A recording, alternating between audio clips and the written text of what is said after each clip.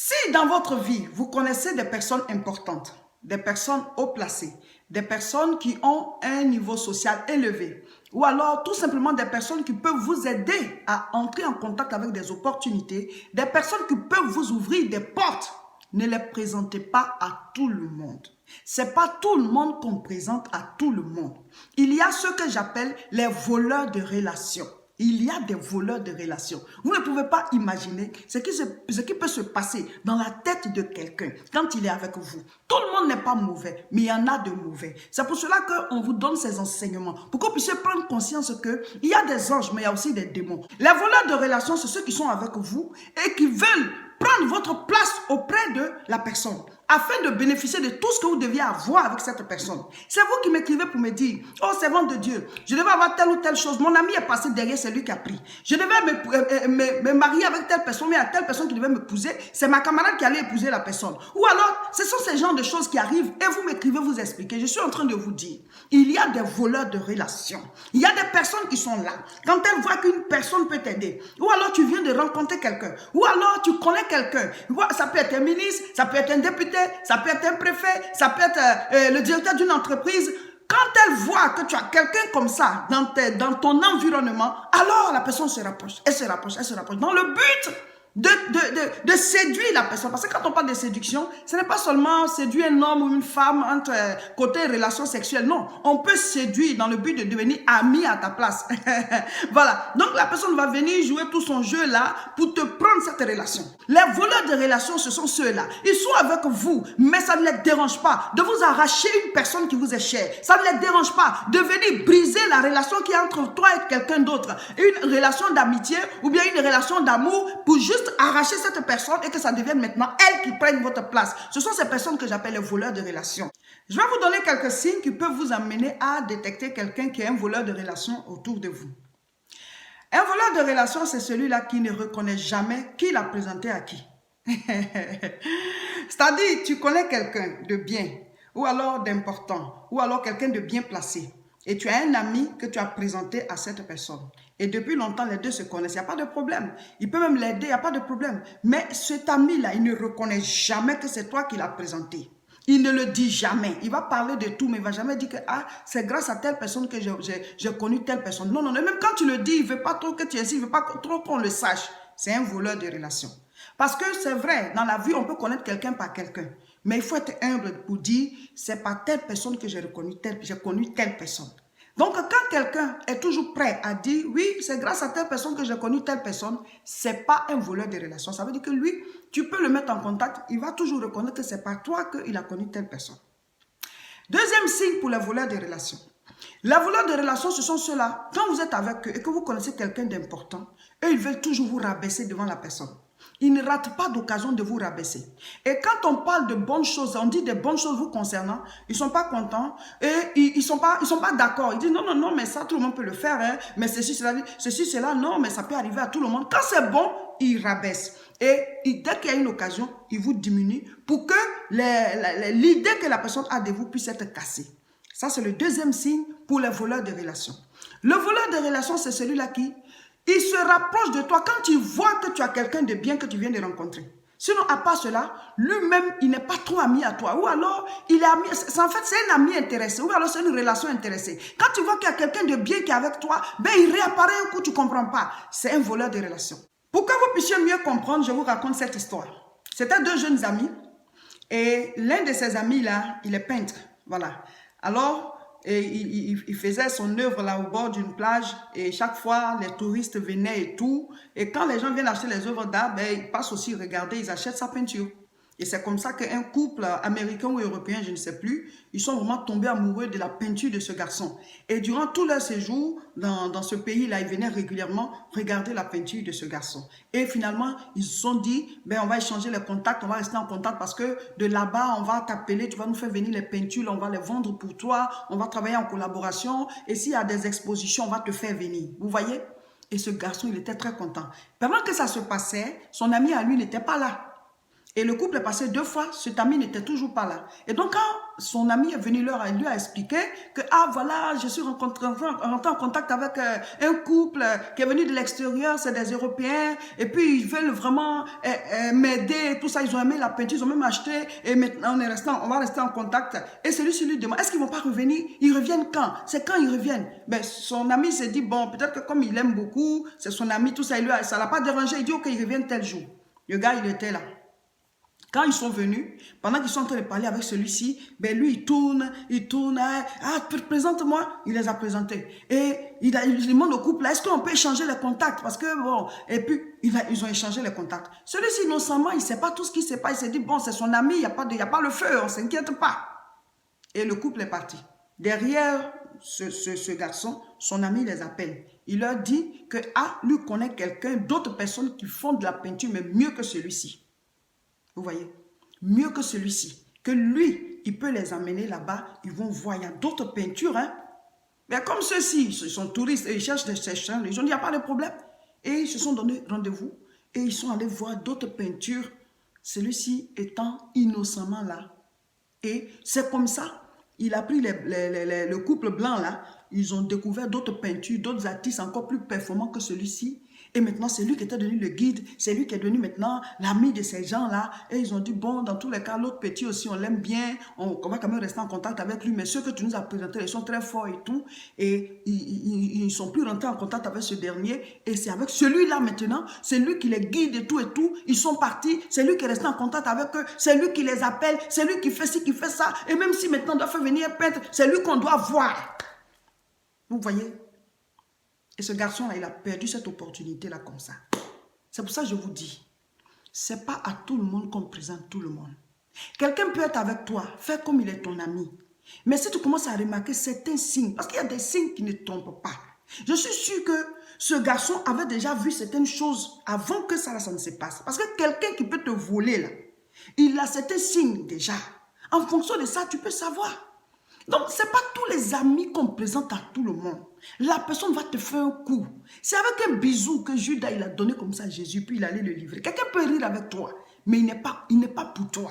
C'est pour cela, je ne vous donne pas ces enseignements pour que vous puissiez vous méfier de tout le monde. La Bible dit de ne pas soupçonner le mal, mais la Bible dit aussi d'être prudent comme des serpents. Cette fois-ci, ces deux jeunes filles, elles sont amies. Et ces deux jeunes filles-là, elles étaient tout le temps au cybercafé. Elles disent qu'elles veulent épouser des Européens ou des Américains. Et donc, tout le temps, elles sont au cyber en train de chercher sur Internet et tout, le meilleur parti. Parce qu'elles veulent se marier à des Européens ou à des Américains. Bon, c'était le système à elles. Mais qu'est-ce qui s'est passé? Il y a l'une d'entre elles qui est tombée sur quelqu'un qui semblait vraiment sérieux. Et ce monsieur, il a causé avec elle pendant longtemps. Il a décidé de venir là où ils étaient, le pays où ils étaient en Afrique, pour pouvoir la rencontrer parce que pour lui, il dit qu'il veut l'épouser, il l'aime et tout ça. Et donc, quand le monsieur il devait venir, son amie, elle continuait de chercher sur Internet. Elle n'avait pas trouvé quelqu'un de bien. Mais, on ne sait pas quelle idée elle avait derrière la tête. Mais le jour que le monsieur devait venir, elle a demandé à sa camarade, c'est quand est-ce qu'il vient. Et elle aussi, elle était là, elle s'est bien apprêtée, elle s'est faite belle. Bon, jusqu'ici, on s'est dit, tout va bien. Mais chaque fois, elle disait à son ami, mais chaque fois que vous devez sortir, il faut m'appeler, comme ça je t'accompagne pour que tu ne sois pas seule. Et chaque fois que celle-ci devait sortir avec son correspondant qui est arrivé, son ami aussi était là. Mais elle se faisait belle d'une certaine manière. Celle-ci, bon, elle regarde et se dit, bon, dans tous les cas, oh, c'est quelqu'un qui est arrivé. Toi-même, il ne te connaît pas encore bien. Il y a une autre qui est à côté qui est tout le temps pimpante. Plus pimpante que toi. Toujours bien habillée, parfumée. Mais ma chérie, il faut quand même te réveiller un peu. Il faut te réveiller un peu. Vous voyez? C'est pour ça qu'il y a certains signes quand même. Tout le monde n'est pas gentil. Ce n'est pas parce que toi, tu es simple dans ton cœur que ça veut dire que l'autre est simple dans son cœur. Et donc, c'était comme ça. Et chaque fois qu'elles sont avec ce monsieur, celle-ci, son amie là, a une manière de rabaisser l'autre. Genre, quand elle parle un peu, elle dit, tu sais, mon amie, elle n'est pas trop haut talon, hein. Tu sais que mon amie, elle n'est pas trop maquillage, hein. Tu sais qu'elle n'est pas trop ceci, elle n'aime pas trop ça. Tu vois, on tout le temps en train de rabaisser, c'est cette dernière. Vous voyez? Mais dans quel but? Pour casser l'image que le monsieur avait d'elle. Et vous savez ce qui s'est passé finalement? Celle-ci qui était tout le temps en train de se faire pimpante, elle est passée derrière, elle a commencé à sortir avec ce correspondant-là. C'est elle maintenant qui était devenue sa copine. Elle sortait avec lui pendant que celui-ci, il rencontrait celle-là de temps en temps puisque c'était à cause d'elle était venue. Donc sa conscience le grondait quelque part. Donc il rencontrait celle-là de temps en temps, mais il sortait déjà avec celle-ci qui se faisait pimpante là. Elle a fini par arracher le correspondant. Vous voyez? Et donc, finalement, le monsieur, il est sorti avec celle-là, celle pour laquelle il était venu. Elle aussi, elle essayait de s'accrocher, mais finalement, le monsieur, quand il est parti, il n'est plus jamais revenu. Et quand celle-ci, pour laquelle il était venu, a insisté pour dire, mais pourquoi tu m'as laissé tomber? Pourquoi tu n'es plus revenu? Tu avais décidé de m'épouser, tout ça. C'est là qu'il lui a expliqué tout. Mais moi, j'ai été déçu parce que, voilà, ton ami, elle m'a séduite, on a eu des rapports et tout. Finalement, ça me gênait de revenir avec toi et tout. Donc, vous deux, je vous laisse tomber. C'est pas la peine. Bon, certainement que lui aussi, c'est un faux type. Mais je veux dire quelque part, pourquoi, ma chérie, pourquoi quelqu'un va venir, même si c'est ton ami, même si c'est ta soeur jumelle, on vous a couché ensemble, mais elle est chaude pour rencontrer le monsieur. Tu ne peux pas te réveiller un peu, tu ne peux pas te poser des questions. Ce sont ceux-là qu'on appelle les voleurs de relations. Ce monsieur aurait pu t'épouser, mais finalement, c'est elle qui l'a pris et sorti avec lui. Non seulement le son l'a pas épousé, toi aussi on t'a pas épousé, vous avez tout perdu. Bon, peut-être même que ce n'était pas le plan de Dieu, mais quelque part, tu as raté une opportunité, si jamais c'était une opportunité. Je vous donne ces exemples pour que vous puissiez comprendre que ne vivez pas dans un monde de rêve comme si tout est, voilà. La Bible dit de ne pas soupçonner le mal. Je le répète, ça veut dire soupçonner le mal, croire que tout le monde est mauvais, on est dans un monde de mauvais. Il y a les bons, mais les bons, on n'a pas à s'inquiéter d'eux. Ce de quoi il faut se méfier, c'est les mauvais. C'est pour ça que la Bible dit, soyez prudents. Et la Bible dit aussi que le diable rôde comme un lion rugissant. Donc c'est de lui qu'il faut se méfier, mais le diable, est-ce qu'on le voit? Il passe à travers les gens. C'est à travers le serpent que le diable est passé pour détruire la bénédiction d'Adam et Ève. Proverbe 19, verset 10, la Bible dit, il ne sied pas à un insensé de vivre dans les délices. Ça veut dire quoi? Un insensé, c'est celui-là qui n'a pas de sens. Ça veut dire, ça ne le dérange pas de faire certaines choses. Quand tu es avec quelqu'un avec qui tu as une certaine affinité et que ça ne le dérange pas de t'arracher certaines relations, c'est un insensé. Et la Bible dit, il ne sied pas à cette personne de vivre dans les délices, ou alors dans la gloire, ou dans la bénédiction. Donc Dieu ne bénit pas certaines personnes, ce n'est pas toi qui vas vouloir forcément bénir cette personne. Souvent quelqu'un est là, il dit, présente-moi telle personne, alors que c'est un insensé. Tu vas envoyer cette personne vers ta relation, elle va détruire cette relation, parce que c'est un insensé et les délices ne sied pas à cette personne. Mais c'est toi qui veux forcer. Tu vas être fiancé, tu as une tante ou bien un oncle ou bien une cousine ou quelqu'un qui va te dire à tout moment, présente-moi ton fiancé, ton ami, présente-moi ton fiancé, tu viens de rencontrer quelqu'un, présente-le-moi. Qu'est-ce qu'il y a?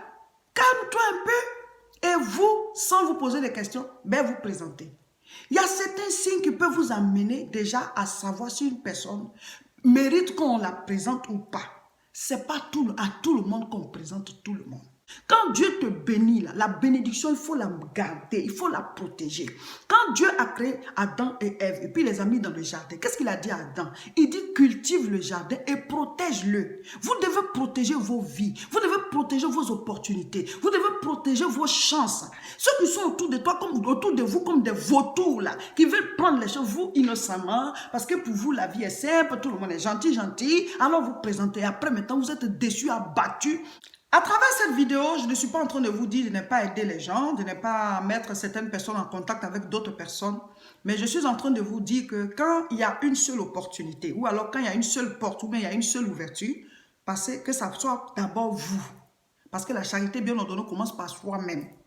Et même quand souvent nous prenons l'avion et qu'on vous donne les règles de sécurité en cas de sinistre, on te dit que le masque à gaz va tomber, mais pour toi d'abord avant d'aider quelqu'un d'autre à mettre. Parce que si tu n'as pas mis pour toi et que tu veux aider quelqu'un d'autre à mettre, vous allez mourir tous les deux. Vous voyez? Donc, il faut d'abord que toi tu sois assis avant d'aider quelqu'un d'autre à s'asseoir. Donc, quand il y a une opportunité que Dieu t'envoie, c'est d'abord pour te bénir toi. Mais souvent, vous n'avez pas encore pu bénéficier de cela. Vous présentez quelqu'un d'autre et la personne vous l'arrache. Et ça, ce n'est pas la faute à Dieu. C'est un manque de sagesse. C'est un manque de sagesse. Et nous qui sommes serviteurs, servantes, ce sont des choses que nous savons. Parce que vous nous écrivez, vous nous expliquez. Donc nous sommes obligés de faire ce genre de vidéos pour vous ouvrir les yeux, pour dire faites attention. Tout le monde n'est pas gentil. Il y a des méchants, il y a des mauvaises personnes. Qui a crucifié Jésus? Ce sont des êtres humains. Ils se sont levés, ils l'ont crucifié. Lui, il était venu pour ça. Mais toi, est-ce que tu es venu pour ça? Est-ce que tu es venu pour qu'on te crucifie? Est-ce que tu es venu pour qu'on t'arrache tout ce qui est à toi? Donc c'est un être humain que Satan va utiliser pour te créer des problèmes. Mais si toi-même, là, tu ne te calmes pas, tu ne dis pas tes choses aux gens, ça ne va pas t'arriver. Mais si tu te lèves que part, c'est toi qui es tout le temps en train d'expliquer, ben, les problèmes vont venir parce que c'est toi qui les cherches. Il faut apprendre à vous taire sur vos grâces. Apprenez à vous taire sur vos bénédictions. Laissez-les éclore. Laissez-les arriver à maturité. Il y a un stade où on ne peut plus détruire. Si tu commences une relation amoureuse, laisse-la arriver à un stade où on ne pourra plus la détruire. Si tu rencontres quelqu'un, que la personne puisse t'aider d'abord avant que tu ne cherches à intégrer quelqu'un d'autre.